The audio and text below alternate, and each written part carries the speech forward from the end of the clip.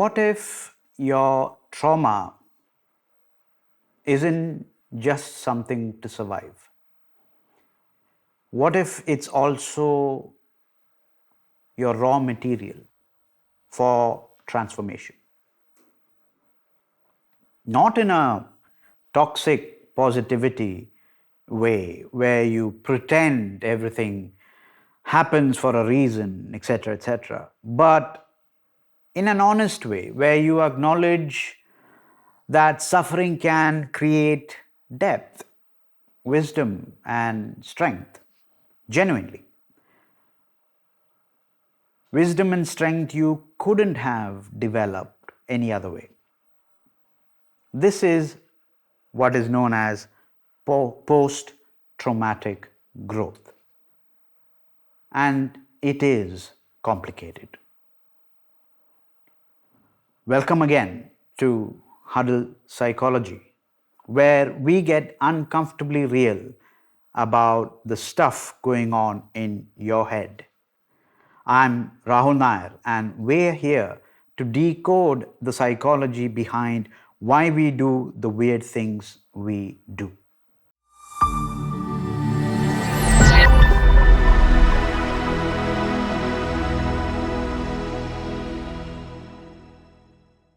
Okay, we're familiar with post-traumatic stress, PTSD, post-traumatic stress disorder. The idea that trauma causes lasting psychological harm. But there's another possibility that's not always discussed enough, in my opinion. Post-traumatic growth. The positive psychological change that can occur as a result of struggling with highly challenging life circumstances. This is not about toxic positivity. This isn't everything happens for a reason or your trauma was a gift kind of thing. This is the recognition that whilst trauma is genuinely harmful and shouldn't have happened, the process of rebuilding yourself afterwards can create profound personal development that wouldn't have occurred otherwise. That's what post-traumatic growth is about. The challenge, however, is holding both truths at the same time, simultaneously. Trauma causes real damage, and struggling with that damage can catalyze growth. Both can be true at once. Post-traumatic growth, let's get into the core concept now. Post-traumatic growth was formally studied by psychologists Richard Tedeschi and Lawrence Calhoun in the 1990s. Their research identified 5 domains where people commonly experience growth after going through trauma. First, we'll go through them one by one. First is appreciation of life. So trauma usually completely shatters any illusion you might have had about invulnerability. It destroys any idea of invulnerability that you might have had before the traumatic event. This is absolutely terrifying. But it can also create profound appreciation for ordinary moments in life. Ordinary moments you previously took for granted. People who've faced, say, death or loss often report heightened levels of gratitude for simple, ordinary, everyday experiences. Secondly, relationships with others. Trauma reveals who actually shows up for you and teaches you what genuine support and love looks like. It can perhaps deepen existing relationships and help you develop greater empathy for others' suffering. Many people report that their relationships have become more authentic or meaningful after trauma. Third is new possibilities. Sometimes trauma destroys your previous life or destroys your previous life path, which forces you to consider alternatives you never would have explored otherwise. This can mean or can lead to career changes, new passions, or life directions that feel a lot more aligned with who you actually are rather than who you thought you should be. And fourthly, personal strength. Surviving something you didn't think you could survive changes your relationship with fear and adversity. Here you develop evidence based confidence. You say to yourself, I survived this. I survived that, so I can handle this. This isn't naive optimism, you see. It's earned resilience. And finally, spiritual and existential change. And here, what I mean is, trauma forces engagement with really fundamental questions, such as why do bad things actually happen? What matters in life? What do I believe about suffering and meaning? Wrestling with these questions, fighting with these questions, sitting with these questions can lead to more developed philosophical and spiritual framework or frameworks. But I need to make some important clarifications as well. Number one is post traumatic growth does not mean you're glad that trauma happened. Let me repeat that. Post traumatic growth does not mean that you're in some way happy or glad that the trauma actually happened. You can be angry about what you have endured, while at the same time acknowledging that you developed strengths through surviving it. That's point number one. Point number two, post traumatic growth doesn't eliminate post traumatic stress either.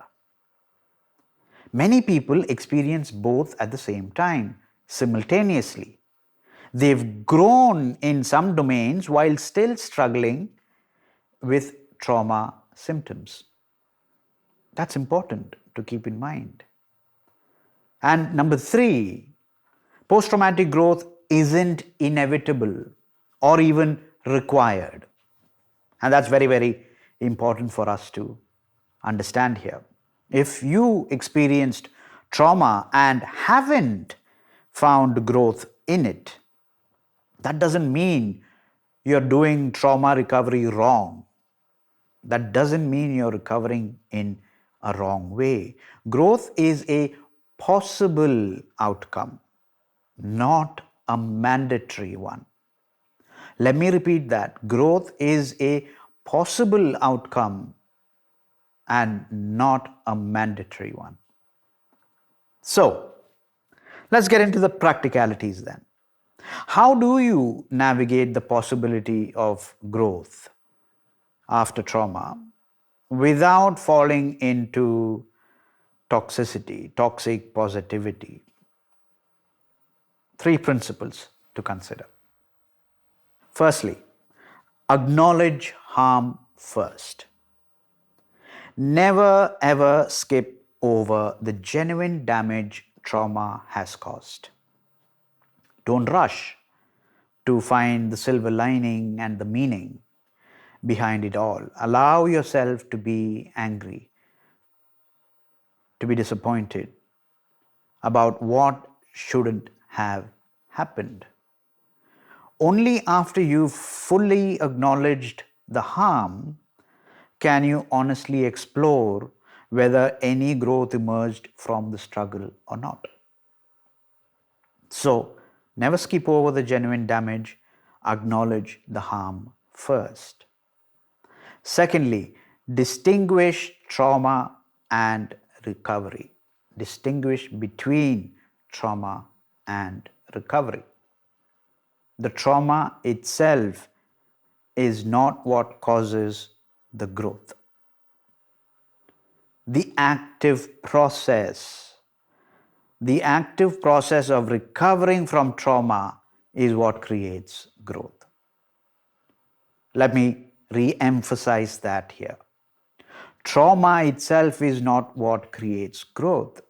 It's the active process of recovering from it. That is what creates growth. It's that meaning making, the rebuilding, the deliberate work of integration. That's what leads to development. Trauma alone just creates damage. Trauma plus intentional recovery work can create growth or may create growth. As I mentioned before, it is a possible outcome and not a mandatory one. And point number 3 is notice growth without glorifying trauma. What I mean here is you can acknowledge I developed empathy I didn't have before without saying I'm glad trauma happened. You can recognize that I learned who my real friends were without believing that, oh, that made it worth it. Growth and harm coexist. Recognizing one doesn't necessarily negate the other. That's important to keep in mind. Now, here's something I think is really important for all of us to remember and think about. Post-traumatic growth often happens slowly and is not linear. It doesn't travel in a straight line. You might notice small shifts. I'm more patient with others. I'm more patient with other people's struggles. I take less for granted. I'm less afraid of discomfort. All of these small steps before recognizing larger patterns of growth. Also, growth doesn't mean you're over trauma. You can have developed wisdom, strength, depth, while still having those bad days, those triggers, those ongoing struggles. Growth and ongoing healing are not mutually exclusive things. So remember that growth doesn't mean that you're over the trauma. You can still have those triggers and bad days. Growth and healing are not mutually exclusive. And finally, please be suspicious of anyone who use post-traumatic growth to invalidate your pain or rush your recovery in some way. Oh, at least you learned something, or it made you stronger. These are often ways people dismiss. They dismiss your suffering because it makes them uncomfortable. You get to decide if and when you're ready to explore possible growth after trauma. or going through trauma, not others. So, having talked about post traumatic growth, here's your homework with a caveat. If you've experienced significant trauma or adversity, reflect on these questions only if you feel ready. Have I noticed any changes in what I value? Are my relationships any different now? Do I have some new perspectives on what matters to me now? Have I developed any strengths through surviving? There are no right answers to these questions, of course. And no is a completely valid response to all these questions. If you're still in acute trauma recovery, skip this exercise completely, entirely. Growth exploration, because happens only after stabilization, not instead of it. So that was about post traumatic growth. Drop a comment. Have you experienced post traumatic growth yourself? How do you hold both the harm as well as the development that came from struggling with it? Let's end this season with an honest conversation about growth and suffering. And as always, check out our blog, huddlepsychology.substack.com, for articles on all of these topics and more.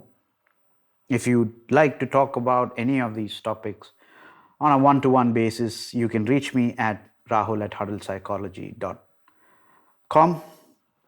And before I leave you, I invite you to check out my first book, Already Home, Advaita Vedanta for Everyday Living. It is available in the Kindle version across all Amazon marketplaces, and it is also available as a paperback edition in the UK and US marketplaces. So if you're interested, please check it out and give it a read. I'd be immensely grateful for your support. Okay, folks, so that's a wrap on season 2 of our Huddle Psychology YouTube channel. We've covered everything from main character syndrome to post traumatic growth, exploring the messy, complicated psychology behind modern life. Thank you for huddling with me through all of these conversations so far. From the next episode, we begin season 3 of our YouTube channel. Season 3 is going to be all about interpersonal dynamics and communication psychology. Yes, we will bring you a comprehensive coverage of how we connect, communicate, and navigate with others. From the psychological roots of why we fight, to the patterns that keep us stuck, to the strategies that actually work in conflict resolutions and repair. Season will be spread across 31 episodes organized into 7 monthly themes, where we start with the fundamentals of conflict, moving into resolution strategies and progressing to advanced interpersonal dynamics with, mind you, dedicated coverage of parenting weaved in throughout the season. So exciting times ahead. Plenty to talk about. So that is it for this week and this season. Until next time, keep huddling and keep growing. Ciao for now.